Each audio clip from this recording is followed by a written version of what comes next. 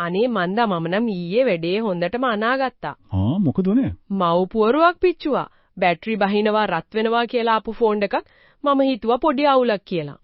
දෙන්නම් කස්ටමර්ට කියන්න වෙන්නේ අතේ පැලවෙන බොරුවක් තමයි. හරි කලබල වෙන්න එපා. ඔය හැමෝටම වෙන දෙයක්. හැබැයි ඔය ලෙඩේ හොයාගන්න පට්ට ලේසි ක්‍රමයක් තියෙනවා.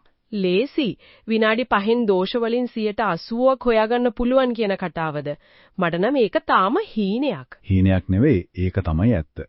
අපි අද කතා කරන්න යන GR අගය. ඒ කියන්නේ ground resistance කියන ක්‍රමය හරියට දොස්තර කෙනෙක් ස්ටෙතස්කෝප් එකකින් ලෙඩෙක්ව බලනවා වගේ වැඩක්. ස්ටෙතස්කෝප් එකක්. ඔව් ලෙඩාගේ පපුවට ස්ටෙතස්කෝප් එක තිබ්බ ගමන් ඇතුලේ තියෙන ශබ්දෙන් ලෙඩේ අඳුන ගන්නවා වගේ මල්ටිමීටරේ හරියට පාවිච්චි කරලා මව් පෝරුවෙන් නාඩි අල්ලන්න පුළුවන්.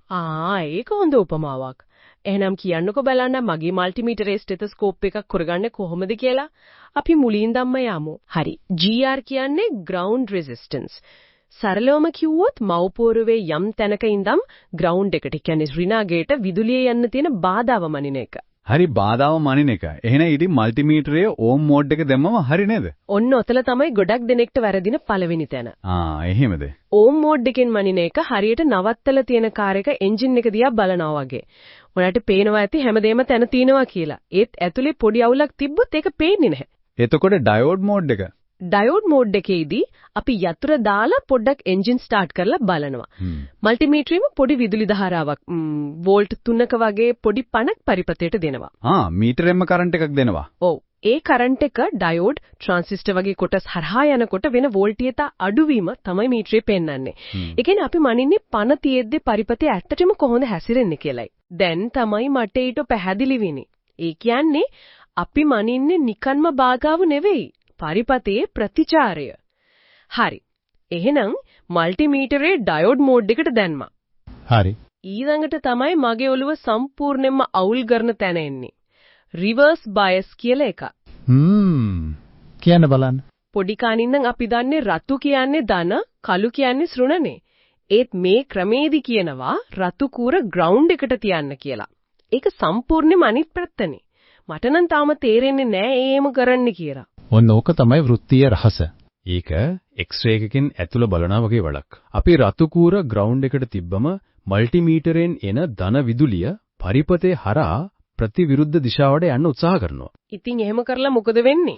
එතකොට පරිපතේ තියෙන දුර්වල තැන්, ඒ කියන්නේ පොඩ්ඩක් හරි ලීක් වෙන උපාංග ඒ පින්ඩණයට අහු වෙනවා. එතකොට ඒ ලීක් එක මල්ටිමීටරේ අගයක් විදියට බොහොම පැහැදිලිව පේනවා.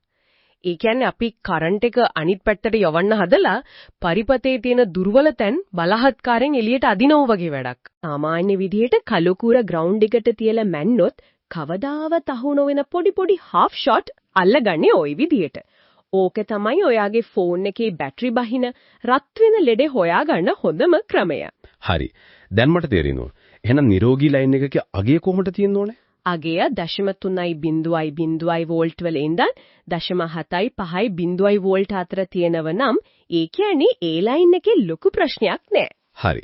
එතකොට මීටරේ අගය 0.0 පෙන්නුවොත්. එතකොට නම් ඉතින් අගේ ලේ වතුර වෙනව නේද? ඔව්. ඒක තමයි භයානකම අවස්ථාව. අගේ බිඳුව පෙන්නනෝ කියන්නේ ඒක ෆුල් ෂොට් එකක්. ඒ කියන්නේ ඇද්දලට එන ගෙවුවා වගේ වැඩක්ද? ඒ වගේ තමයි.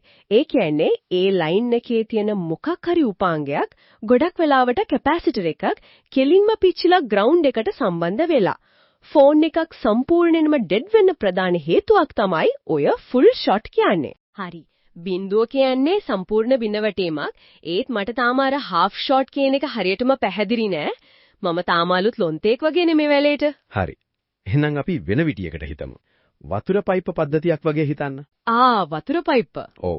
ග්‍රවුන්ඩ් එක කියන්නේ ප්‍රධාන කානුව. අපි මනින ලයින් එක කියන්නේ ගෙදරට එන පයිපේ. හරි. GR අගය කියන්නේ ඒ පයිපේ වතුර ගලන්න තියෙන බාධාව. සාමාන්‍යයෙන් පොඩි බාධාවක් තියෙනවා. ඒක තමයි නිරෝගී අගය. ඒ කියන්නේ 0.45 බිඳුව වගේ. එතකොට ෆුල් ෂොට් එක? ෆුල් ෂොට් එක කියන්නේ පයිපේ ලොකු හිලක් හැදිලා වතුර ඔක්කොම කෙලින්ම කහනුවට යනවා වගේ. කිසිම බාධාවක් නැහැ. අගය බිඳුවයි. එතකොට හාෆ් ෂොට් එක? ඒ කියන්නේ පයිපේ පොඩි හිලක් තියෙනවා. වතුර ටිකක් යනවා. ඒත් ගොඩක් වතුර කාන්දුවක් තියෙනවා. අන්න ඒක තමයි බැටරිය හොරෙන් බහින ෆෝන් එක රත් වෙන ලෙඩේ. නියමයි. දැන් නම් තේරුණා. එතකොට මීටරේ OL පෙන්නන එක? ඒ කියන්නේ ඕපන් සර්කියට්. ඒ කියන්නේ පයිප් එක කොහේ හරි කැඩිලා වතුර බිඳුවක්වත් කානුවට යන්නේ නැහැ. සම්බන්ධය සම්පූර්ණයෙන්ම නෑ. එතකොට විදුලියට යන්න පාරක් නැති එක හරියට ඉබ්බදියේ දැම්ම වගේ හිර වෙලා වගේද? නෑ ඔයාට උපමා ටික පැටලෙනවා. ඉබ්බදියේ දැම්මම සතුටු වෙනවනේ. මේකෙදි විදුලිය යන්නෙම නෑ. හොන්නට අවධානයෙන් ඉන්න. හරි. මට තේරෙනවා.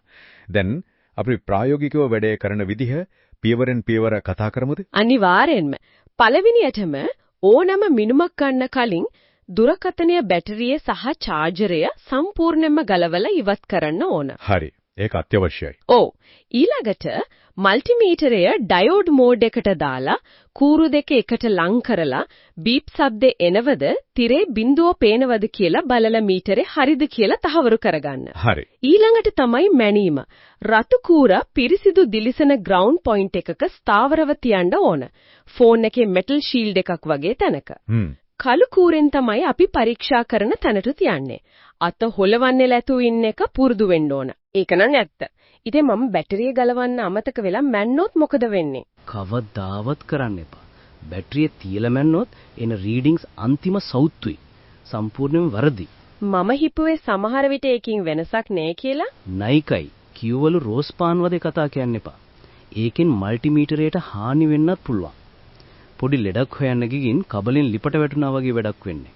හරි. මම ආයේ එහෙම කරන්නේ නෑ. තව මොනවද අපි වළක්වා ගන්න ඕන වැරදි? අපිරිසිදුකම, මලකඩ, තීන්ත වගේ දේවල් වලට මැන්නොත් වැරදි අගයන් එනවා. ඒ නිසා දිලිසන පිරිසිදු ලෝහ කොටසක් ග්‍රවුන්ඩ් එකට තෝරගන්න. හරි. අනික් දේ තමයි ඉවසීම.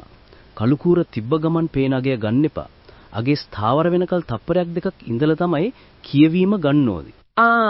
මට මතකයි අර වෘත්තීය උපදේශක් ගැන තිබුණා සැකයක් තියෙන වෙලාවක කරන්න පුරුලන් දෙයක් ගැන. ඔව්. යම් තැනක අගය ගැන යාට සැකයක් තියෙනවා නම් උදාහරණයක් විදිහට ඒක හාෆ් ෂොට් එකක්ද නැද්ද කියලා කූරු මාරු කරලත් බලන්න. ඒ කියන්නේ මුලින් රතු කූර ග්‍රවුන්ඩ් එකට තියලා මනිලා ඊට පස්සේ කළු කූර ග්‍රවුන්ඩ් එකට තියලා මනින එකද? හරියටම. නිරෝගී තැනකදී මේ අගයන් දෙක අතර ලොකු වෙනසක් තියෙන්න ඕනේ. එක පැත්තකට අගයක් පෙන්නලා අනිත් පැත්තට OL පෙන්වන්න ඕනේ.